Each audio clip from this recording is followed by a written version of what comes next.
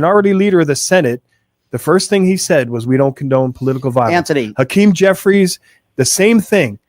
That's how they started their speeches. Yeah, Anthony, listen to me here, okay?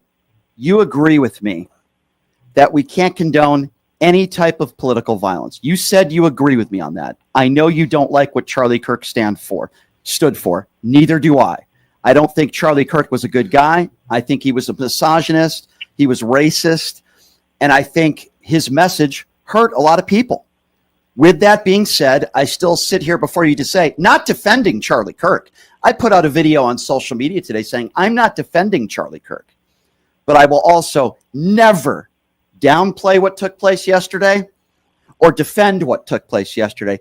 I think there is a fundamental difference between not liking somebody and what they stood for and defending a murder.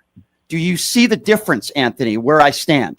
I do see the difference, but you know what? You live by the sword, you die by the sword. The guy promoted he didn't live by the sword. He didn't have a rifle. Convinced people to vote for him, and in return, this is but I disagree with that. But I disagree with that. He didn't condone violence. Last I checked, he did. Not that I can recall. I don't like support. He didn't support the January the January 6th efforts. I don't recall him ever saying. He did. I don't recall him ever defending those who beat police officers. I can tell you, I can name a lot of. He didn't say anything bad against it. Listen, he could have certainly been more vocal on that for sure. But at the same time, I'm still not going to sit here and say I'm happy what happened yesterday or defend any type of political violence. Quite frankly, Anthony, I think that's classless to do that.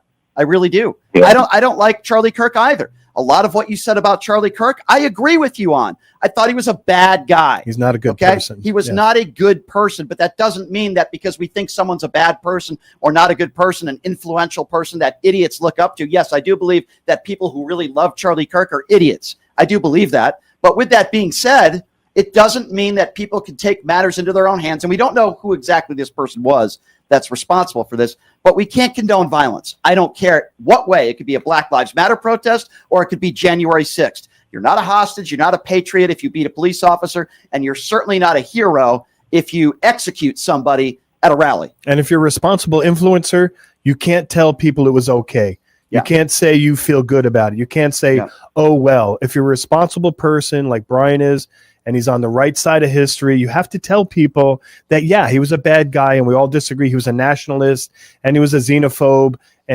but you know what? He didn't deserve that.